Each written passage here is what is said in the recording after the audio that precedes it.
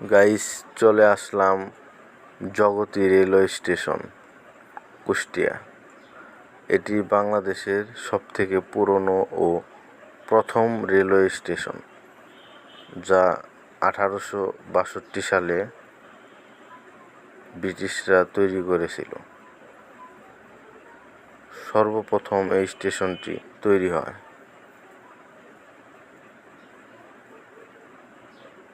প্রাকৃতিক সৌন্দর্যে ভরপুর এই স্টেশনটি।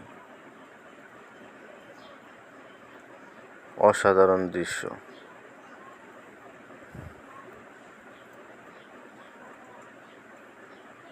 ধন্যবাদ ভিডিওটি দেখার জন্য।